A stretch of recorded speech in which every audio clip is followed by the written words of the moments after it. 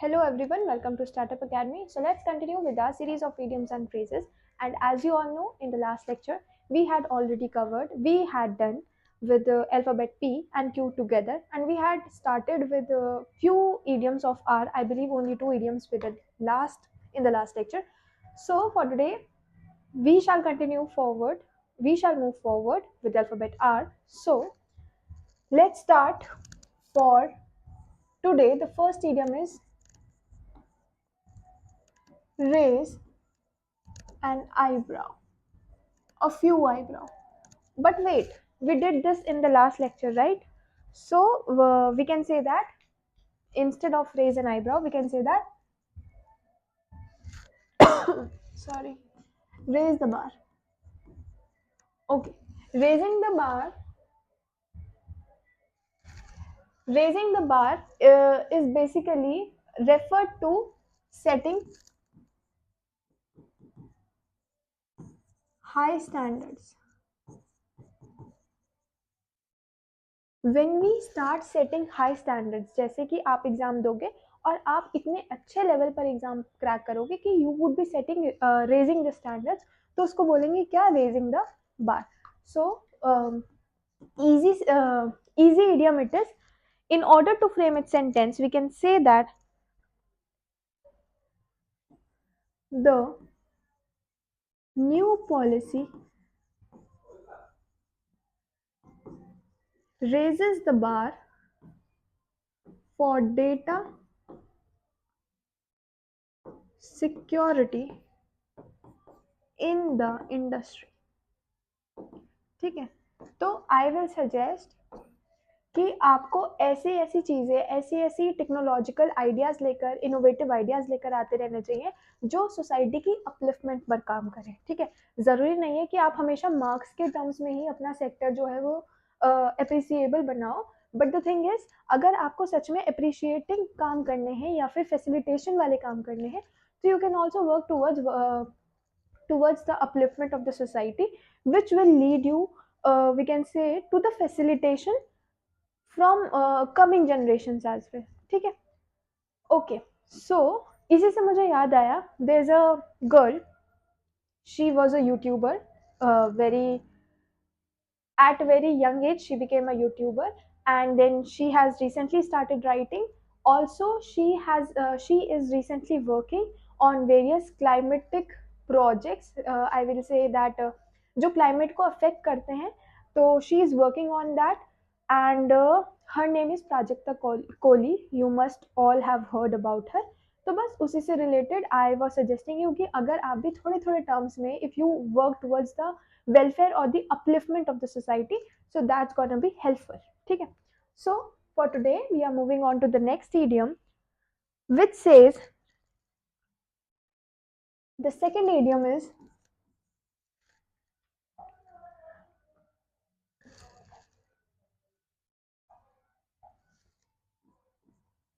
run in same groove.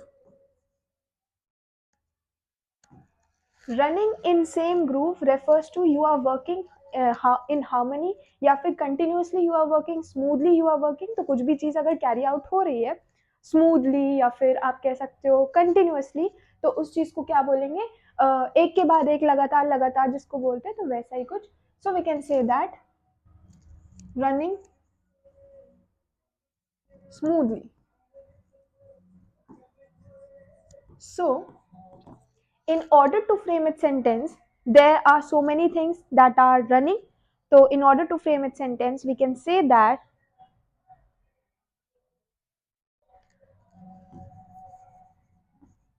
the team has been running in the same groove, winning game after game. All right, so running in the same groove is a reference. That means running very smoothly, things are being carried out very smoothly. और people are working in harmonicity. So आप इसको लिख सकते हो क्या? This is not visible. I have to take the light colour.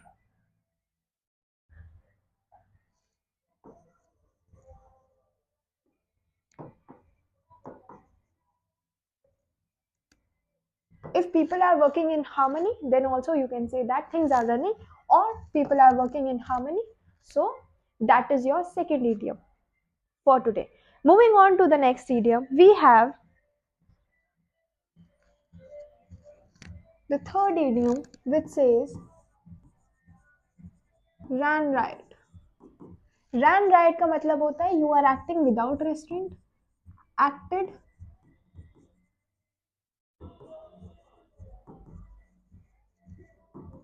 acting without restraint means running a riot, or what you can say, disorder, या फिर आप कह सकते हो क्योस. ठीक है, तो सबसे ज्यादा क्योस कब होता है? किड्स आए थे पार्टी के अंदर and they started throwing ice creams on each other, cakes on each other, placing cakes on each other faces, और they started playing with the pillows in a very horrid manner, so that refer to causing riot. या फिर इसका एक और meaning हो सकता है जिसका मतलब होता है स्प्रेड वाइडली. ठीक है, तो स्प्रेड वाइडली कौन सबसे ज्यादा वाइडली स्प्रेड करता है? तो स्प्रेडिंग वाइडली वाले कौन से हुए? Obviously humours. जैसे the humours ran riot on social media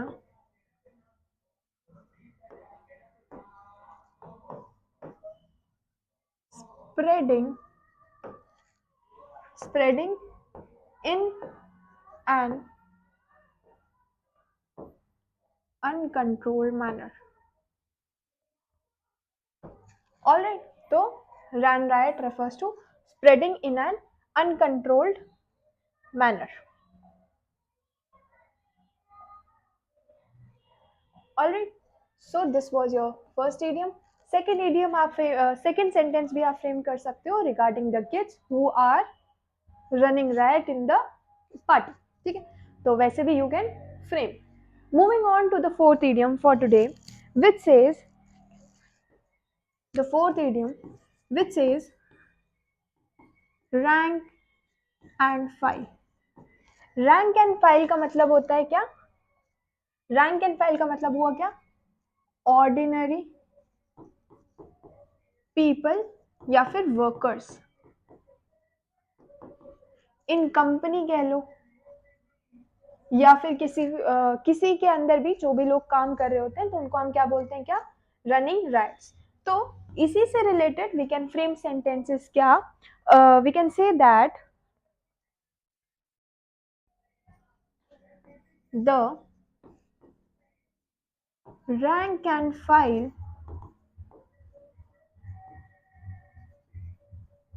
employees are demanding better working conditions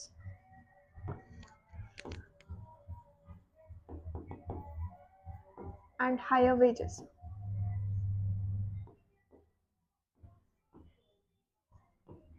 It's like you cannot ask people to work for you every time. ठीक है, तो asking people to work for you every time is not a good thing.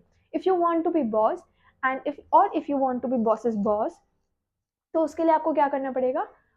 आपके अंदर थोड़ी कह सकते हैं कि ऑथेंटिसिटी होनी चाहिए, या फिर एथिक्स होनी चाहिए, how you are leading the people और how you are moving with the people who are working under you और who are working with you. ठीक है, तो उस हिसाब से the rank and file employees, that is the ordinary workers in the company, are requesting, not actually requesting, request करके थक चुके होंगे तभी डिमांड पर बात आई है, तो डिमांड कर रहे हैं क्या?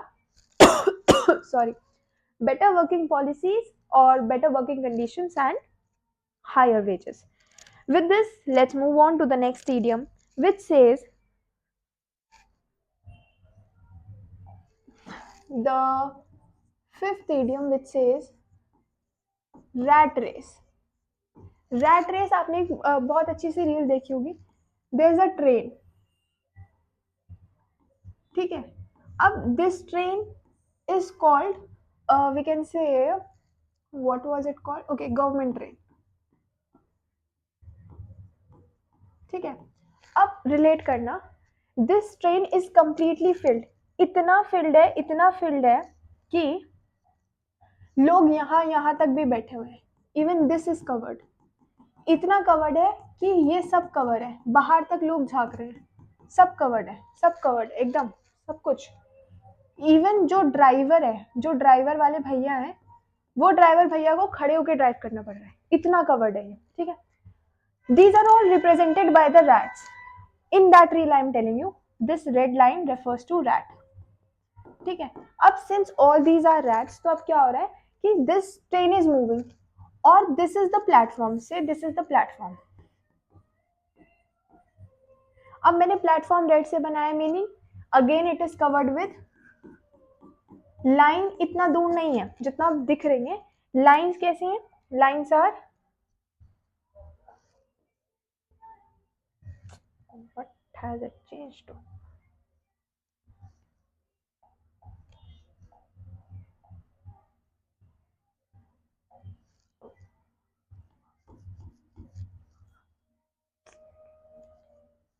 ओहो,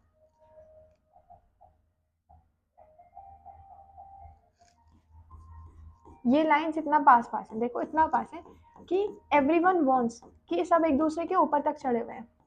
अब क्योंकि सब एक दूसरे के ऊपर चढ़े हुए हैं, ये ऑलरेडी कवर्ड है. And here are the rats, they want to go inside the train and people inside it, they must be thinking, अगर ट्रेन में अभी तक नहीं है तो उन लोगों को लग रहा होगा क्या कि ट्रेन के अंदर जाएंगे तो सफर सुहाना हो जाएगा. अभी सफर सुहाना नहीं है because they are standing on the platform. तो सफर सुहाना करने के लिए what are they deciding, they are thinking so we should go on the train. ठीक है.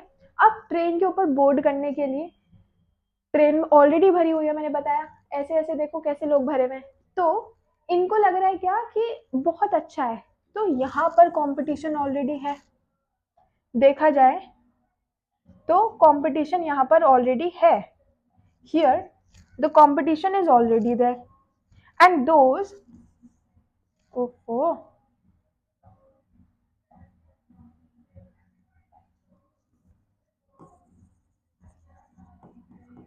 because of this competition, यहाँ के लोगों को लग रहा है कि यहाँ जाना क्या होगा, सुहाना. और यहाँ पर बैठे हुए लोगों को क्या लग रहा होगा कि अब हम यहाँ पर बैठे हुए, अब हमें इस लेन में पहुंचना है ताकि हमें सांस तो मिल जाए. ऊपर बैठे हुए सोच रहे हैं काश कि हम अंदर पहुंच जाए ताकि हमें अंदर बैठने की जगह मिल सके. अंदर वाले सोच रहे हैं हम ऊपर चले जाएं ताकि हमें सांस मिल सके. तो कंपटीशन देखा जाए तो यहाँ पर भी है, यहाँ पर भी है, यहाँ पर भी है. बस एक ड्राइवर की सीट है क्योंकि हर किसी को ड्राइव करना नहीं आता. सिर्फ वहां पर कंपटीशन नहीं है. रैट रेस का मतलब मैंने उस वीडियो में क्या दिखा रहे थे, there was a moving train in which many people were boarding, trying to board on this train, and this was the platform filled again with those rats, and many people came out of it as well क्योंकि उन्हें अपनी जान प्यारी थी. ठीक है. अब rat race का मतलब क्या हुआ, you are in fierce competition. ठीक है. तो यहाँ से आप मतलब क्या निकाल सकते हो, इधर भी कंपटीशन, ट्रेन के अंदर भी कंपटीशन, बाहर निकलने के लिए भी competition. It's not that if you will be getting a government job then you will be stable. Financially हो सकते हो but this mind will not let you to get stable till that extent. क्या पता आपकी reach कोई और हो, क्या पता आप सिर्फ जॉब के लिए नहीं कर रहे हो ये सब, क्या पता आप पैसों की स्टेबिलिटी के लिए नहीं कर रहे हो. तो that could be your matter, वो उसके बारे में आप सोचोगे, पर लेकिन कब, जॉब मिलने के बाद वो खुद रियलाइजेशन हो जाती है, हुई होती है तभी. चलिए, रैट रेस से अब हमने क्या सीखा, क्या, fierce competition.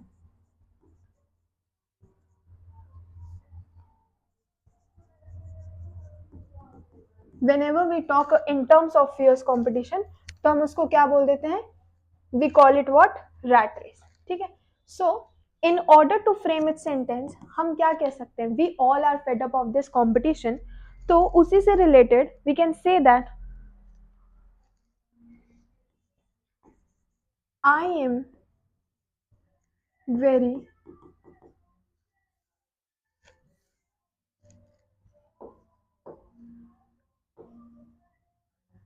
tired of this rat race in corporate sector and want to pursue a more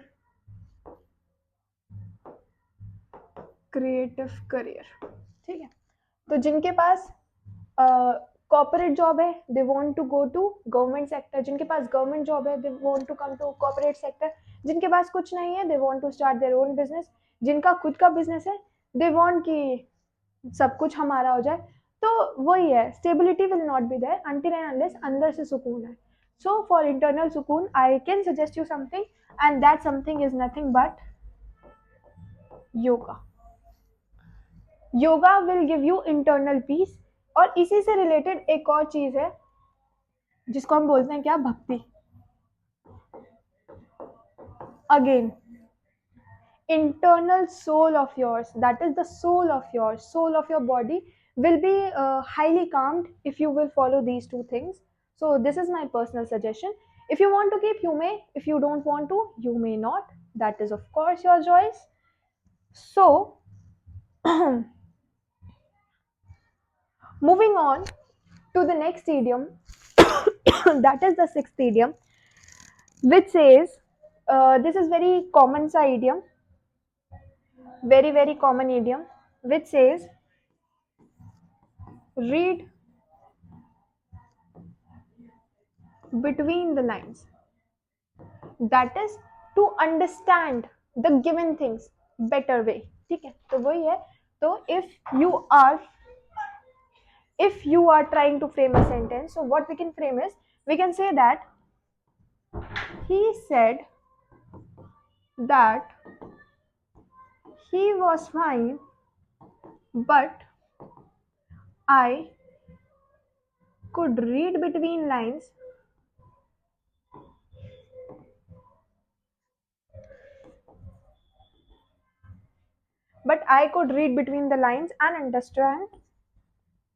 and understand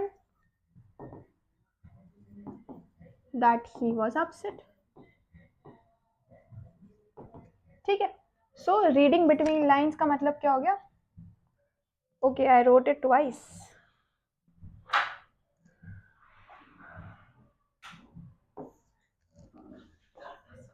So this refers to reading between lines, that is he said that he was fine but I could read between the lines and understand that he was upset। बहुत सारे लोग होते हैं जिनको आप बहुत अच्छे तरीके से जानते हो, भले ही वो बोले नहीं कुछ नहीं, but still you know, internally you know कि हाँ कुछ तो बात है।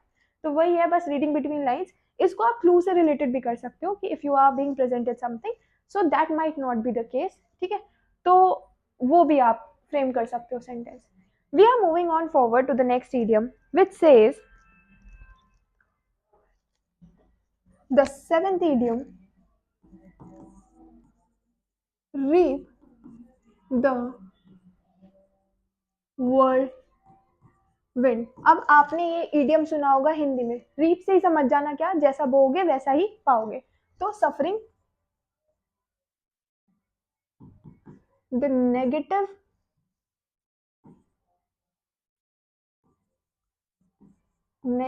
consequences of your actions, कि आपने पहले कुछ एक्शंस किए होंगे बस उसी का आप नेगेटिव कॉन्सिक्वेंस जो है वो सफर कर रहे हो। ठीक है, so in order to frame it sentence we can say that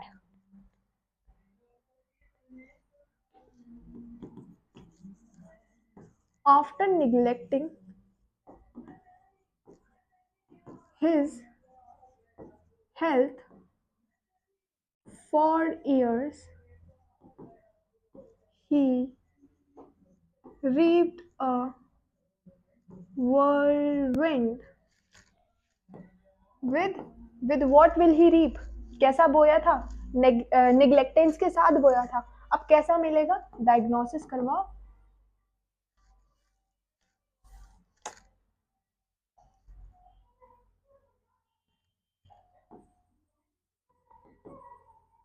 जब डायग्नोसिस कराओगे तो डॉक्टर बताएंगे आगे कैसा रीप करना चाहिए आपको, है ना? तो कहते हैं कि ज्यादा ज्यादा क्या, ज्यादा अपने को इतना भी फ्री या फिर लाइबल मत करो कि दूसरा परेशान कर करके थक जाए तो आप खुद परेशान करना शुरू कर दो. That should not be done. ठीक है. Okay, so moving on to the next idiom for today, which says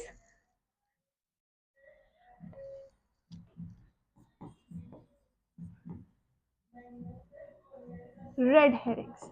अब देखो, मैंने आपको पहले भी बताया था कि रेड जो कलर है वो बेसिकली एसोसिएटेड रहता है किससे, या तो हम कह सकते हैं कि किसी भी डेंजर साइड से, या फिर हम कह सकते हैं कोई भी ऑफिशियल कलर होगा तो that will be your red colour. अब यहाँ पर रेड हेरिंग्स दे रखे हैं तो मतलब कुछ ऐसे क्लूज दे रखे हैं जो आपको डिस्ट्रैक्ट करने के काम आ रहे हैं. ठीक है, तो क्लूज दैट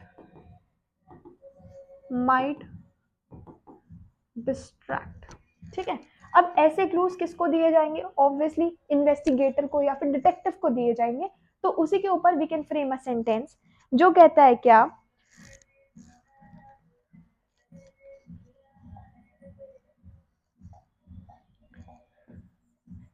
द डिटेक्टिव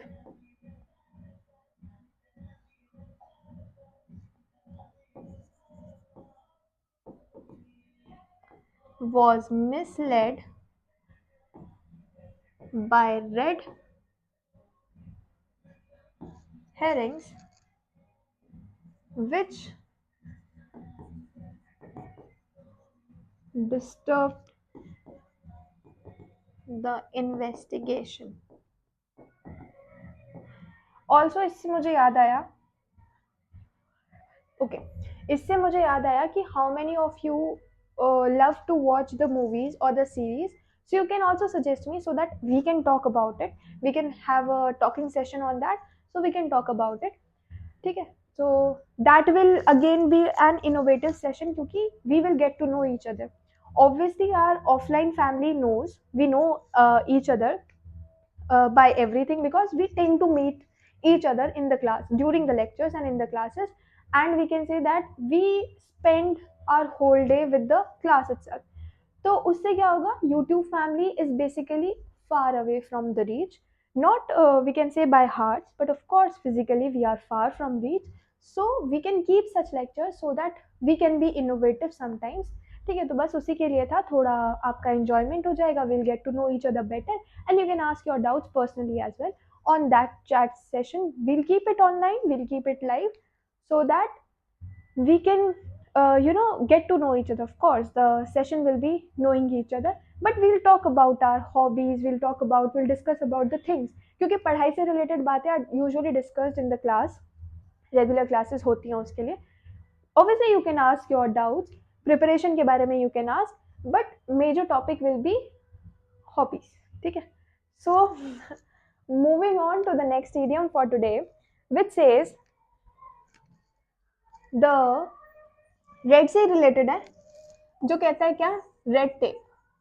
अब रेड टेप यहाँ पर वो रेड टेप नहीं है जिसके जूते आप पहनते हो ना, वो रेड टेप नहीं है.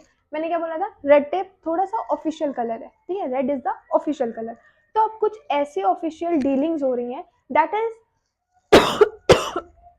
Sorry that are leading to delay. So we can say that official works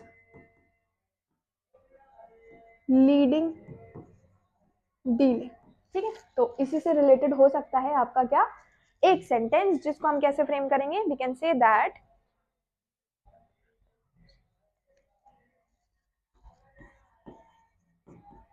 getting permit to build the house was a nightmare. अब बहुत सारे ऐसे लोग होते हैं जो चाहते हैं कि उनका घर बन जाए, या फिर आप कह सकते हो क्या कि उन लोगों का घर बन जाए, या फिर आप कह सकते हो बिल्डिंग बना के वो लोग फ्लैट बेचे, थोड़ा अच्छा सा बिजनेस करें. पर जरूरी नहीं है कि जितना ग्राउंड आपके पास है उसके ऊपर उतनी अवेलेबिलिटी है that you can build floors on floors and floors. ऐसा नहीं होता.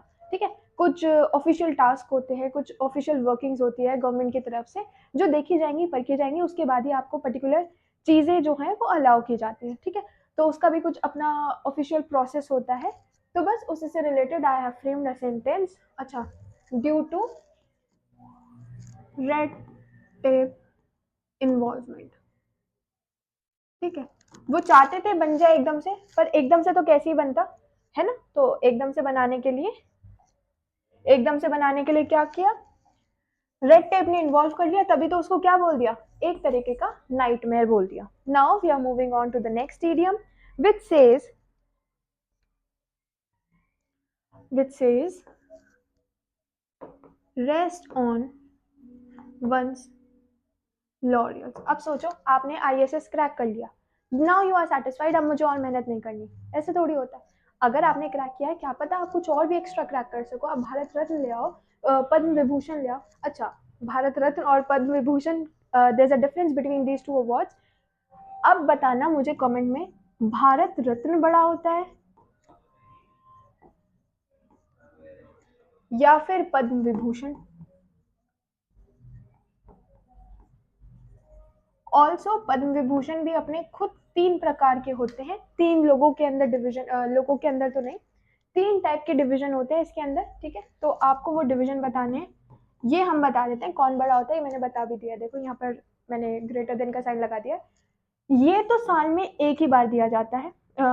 साल में जरूरी नहीं है कि हर साल दिया जाए, मैक्सिमम टू मैक्सिमम ये आप दे सकते हो 3 लोगों को एक साल के अंदर, नॉट मोर देन दैट। और ये कभी भी दे देते हैं। ये हर साल दिया जाता है on 26 republic day, 26 sorry January republic day, हर साल दिया जाता है, ठीक है। इन 3 कैटेगरी में। अब आपको कुछ नहीं बताना है, अब आपको सिर्फ 3 कैटेगरीज बतानी है, कौन कौन सी कैटेगरीज होती हैं। कुछ पर्टिकुलर साल रहे हैं हमारी हिस्ट्री के अंदर जब ये नहीं दिया गया था, बट इंपॉर्टेंट लगा मुझे तो मैंने बता दिया। तो this will be your homework for today. इसको अलग से होमवर्क सेक्शन में मार्क कर लेना आपने। Coming back to our rest on one's laurel का मतलब क्या हुआ, आपने जितनी उपाधि हासिल करी है, you are satisfied with that, और आप उसके अंदर कोई एक्स्ट्रा एफर्ट्स नहीं करना चाहते, ठीक है। तो बस इसी से रिलेटेड हम क्या कर सकते हैं, we can say that the team can't rest on their laurels, they need to work hard। Work hard की जगह आप ट्रेन देमसेल्फ हार्ड भी लिख सकते हो, work hard for their 4th coming match या फिर चैंपियनशिप, ठीक है। अब देखो एक और चीज है, the team can't rest on their after winning trophy, यहाँ पे लिख लो after winning the championship। Sometimes I start writing like a doctor, though I am not a doctor, but still it's inbuilt क्योंकि जल्दी जल्दी लिखते हैं तो it comes eventually, I don't know from where। Anyway, oh, after winning the championship the team cannot rest on their laurels, they need to work hard or train themselves hard for their forthcoming matches or championship, ठीक है। तो जरूरी नहीं है कि आपने एक match जीत लिया है तो you will be satisfied, no, आगे और बढ़ना है, ठीक है। तो that's life. Moving on to the next idiom for today we have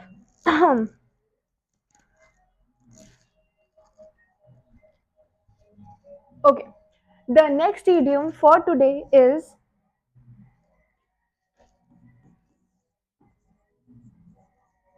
rides the high horse। एक होता है नॉर्मल घोड़ा, एक होता है बढ़ चढ़कर घोड़ा, ठीक है। नॉर्मल हॉर्सेस पर if you are riding you are considered normal, ठीक है।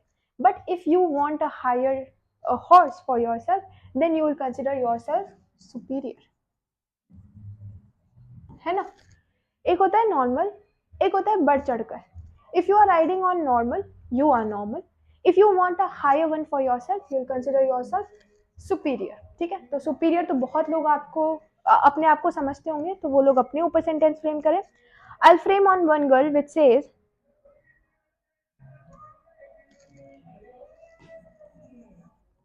she's always riding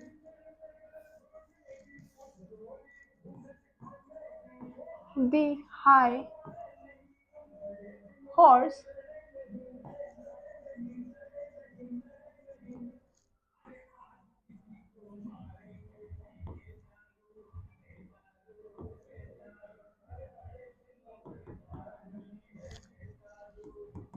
ठीक है, तो हमने इसके ऊपर कर दिया है। अगर आप ऐसे हो जिनको थोड़ा सुपीरियर समझना है खुद को, तो they can frame on themselves, और अगर आपके आसपास में कोई है तो आप उनके ऊपर फ्रेम कर दो, that is your wish. Moving on to the last idiom for today, we have ring a bell. Ring a bell का मतलब है आपने सुना होगा वो गाना, घंटी बजना, कह सकते हैं कैसे कि किसी चीज के बारे में सुनकर दिमाग की घंटी, दिल की घंटी नहीं, दिमाग की घंटी अगर बजती है, तो that means you are sounding something familiar to yourself. देखो, जैसे आपके सामने if I talk about someone, तो अगर उसका नाम आपने पहले सुना होगा, so that will ring a bell in your head, not in your heart, in your head. तो बस उसी से रिलेटेड है क्या, साउंड्स फेमिलियर, साउंड्स फेमिलियर। तो अगर कोई चीज साउंड फेमिलियर करती है, वो कुछ भी हो सकता है, जरूरी नहीं है नाम हो, एक तरीके का गाना भी हो सकता है, जैसे कि the songs melody ring a bell,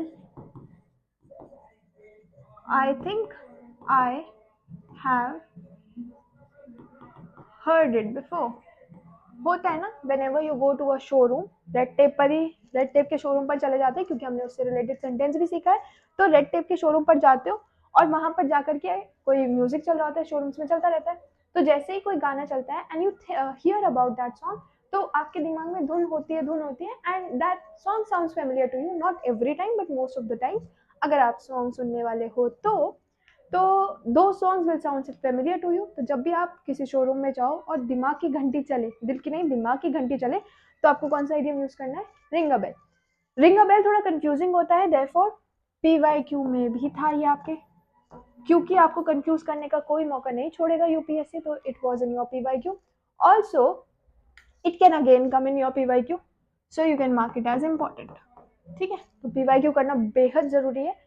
तो उसके लिए we have covered all the PYQs. अगर आपको कुछ डाउट होता है तो you can write down in the comment section, और you can just instead of commenting, you can just directly ask on the WhatsApp, and I would prefer the text instead of calls. So most of you are welcome for the calls as well, but not most, all of you are welcome for the calls, but texts are usually preferred. And rest of the things we shall cover in tomorrow's class. Thank you for today, and keep watching and do subscribe to our channel. Thank you.